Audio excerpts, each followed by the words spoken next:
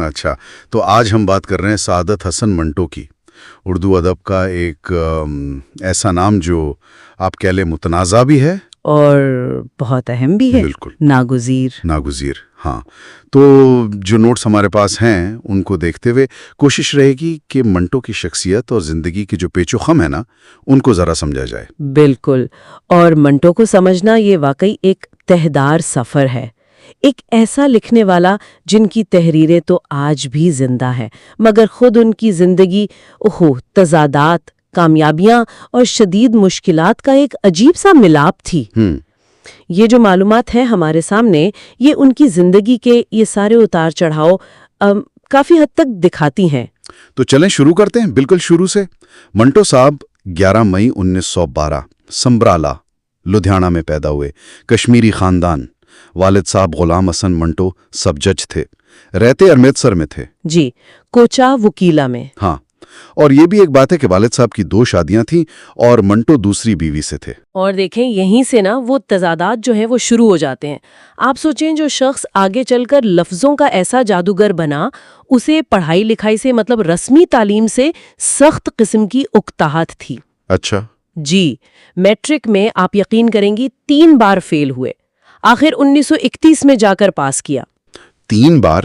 یہ تو مطلب حیرانی کی بات ہے، ایک عظیم ادیب اور تعلیمی ریکارڈ ایسا۔ یہی تو تضاد ہے، علم و ادب کا مینار بننے والا شخص اسکولوں کالجوں میں جدوجہد کر رہا ہے۔ بالکل، اور کالج میں بھی یہی کچھ ہوا، ہندو سبھا کالج، پھر MAO کالج امرتسر میں FA میں داخلہ لیا، یہاں تک کہ کالج میگزین ہلال کے ایڈیٹر بھی رہے، مگر FA میں پھر 2 بار فیل ہو گئے۔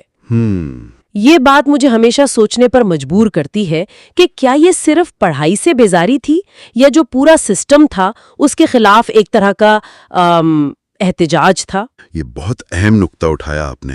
شاید یہ ان کی وہ باغی فطرت تھی نا، اس کی شروعات تھی جو اصولوں ضابطوں سے نہیں بنتی تھی ان کی۔ ہاں، اور اسی زمانے میں ان کے دوستوں کا حلقہ بھی تو تھا، خواجہ حسن عباس، عاشق علی فوٹوگرافر، ابو سعید قریشی۔ نوٹس میں تو اوباش کا لفظ استعمال ہوا ہے۔ اچھا، تو شاید یہ صحبتیں بھی ان کی جو غیر روایتی سوچ تھی اسے مزید پختہ کر رہی تھیں۔ علی گڑھ بھی گئے 1935 میں، کچھ پڑھنے کی کوشش کی مگر وہ بھی ادھورا ہی رہا۔ تو پھر عملی زندگی وہ کیسے شروع ہوئی، لکھنے لکھانے کا سلسلہ؟ جی، پہلی کہانی تھی تماشا، جلیاں والا باغ کے سانحے پر وہ سامنے آئی، اور امرتسر میں ایک اخبار تھا مساوات، اس کی ادارت بھی کی۔ پھر 1935 میں لاہور گئے، لیکن وہاں زیادہ ٹکے نہیں، جلد ہی ممبئی چلے گئے۔ ہاں، ممبئی، یہ شہر بڑا اہم رہا ان کی زندگی میں۔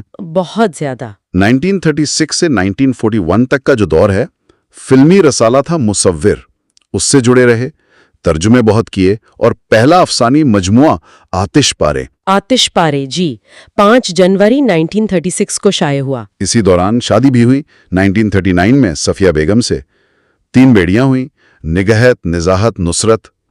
تو لگتا ہے بمبئی کی فضا انہیں راس آ گئی تھی۔ بالکل، وہاں تخلیقی طور پہ وہ بہت سرگرم رہے، لیکن پھر ایک وقفہ آیا۔ جنوری 1941 سے جولائی 1942 تک وہ دہلی چلے گئے، آل انڈیا ریڈیو میں۔ اچھا، ریڈیو میں بھی کام کیا؟ جی ہاں، وہاں بھی خوب لکھا، ڈرامے لکھے، فیچرز لکھے، مگر پھر جولائی 42 میں واپس بامبے آ گئے، اور اس بار تو فلم انڈسٹری میں پوری طرح سے گھس گئے۔ Filmistan limited, Bombay talkies. تو کہانیاں، مکالمے وغیرہ لکھے ہوں گے نا؟ جی، کہانیاں اور مکالمے۔ یہ بھی دلچسپ ہے نا کہ ایک مستحکم سرکاری نوکری چھوڑ کر وہ پھر فلم کی دنیا، جو کہ کافی غیر یقینی ہوتی ہے، وہاں واپس آ گئے۔ شاید وہی بے چین روح تھی ان کی، کہیں ٹک کر بیٹھنا مشکل تھا۔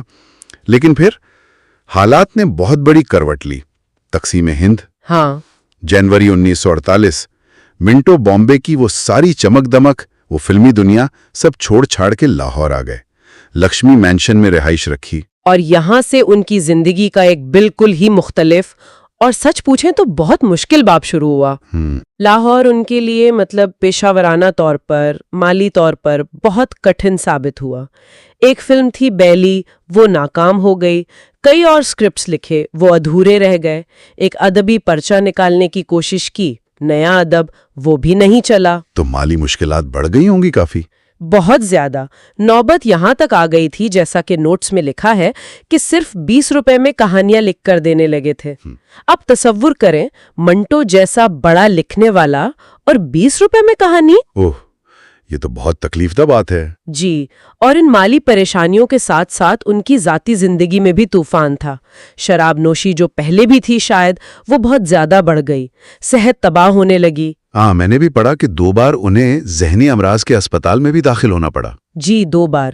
یہ سوچ کر ہی دکھ ہوتا ہے کہ اتنا حساس تخلیق کار وہ کن حالات سے گزرا ہوگا. اندرونی اور بیرونی دونوں محاذوں پر جنگ لڑ رہے تھے وہ. بالکل.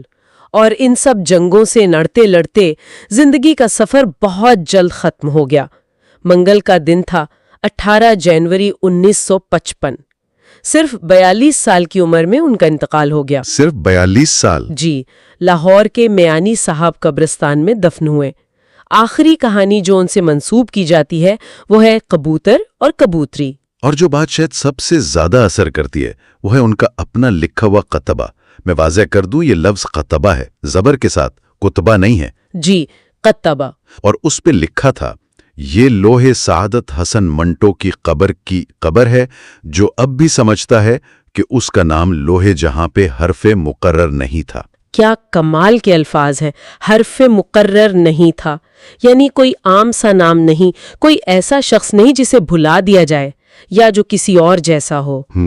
یہ ان کی پوری زندگی کی جو جد و جہد تھی، ان کی انفرادیت، زمانے سے ان کی جو ایک لڑائی سی تھی اور اپنے آپ پر جو ان کا یقین تھا، اس کا نچوڑ ہے. وہ جانتے تھے کہ وہ مختلف ہیں. بالکل. اور وہ چاہتے تھے کہ دنیا بھی یہ جانے. اور ستم ظریفی دیکھیں، یہ خطبہ لکھنے کے صرف 5 مہینے بعد وہ چلے گئے. تو منٹو کی کہانی اصل میں ایک مسلسل کشمکش کی کہانی ہے، نظام سے، معاشرے سے اور شاید اپنے آپ سے بھی. جی. تعلیمی ناکامیوں سے شروع ہو کر تخلیقی بلندیوں تک پہنچنا، پھر لاہور کی مشکلات اور آخر میں وہ المناک انجام. اور آخر میں یہ سوال وہیں رہ جاتا ہے جو منٹو نے خود اپنے خطبے پہ اٹھایا. کیا واقعی ان کا نام حرف مقرر نہیں تھا؟ جس طرح آج بھی ان کی کہانیاں، چاہے وہ تقسیم پہ ہوں، انسانی نفسیات پہ یا سماج کی منافقت پہ، ہمیں جھنجھوڑتی ہیں. بالکل. لگتا تو یہی ہے کہ منٹو آج بھی اتنے ہی متعلقہ ہیں، اتنے ہی ریلیونٹ ہیں جتنے اپنی زندگی میں تھے.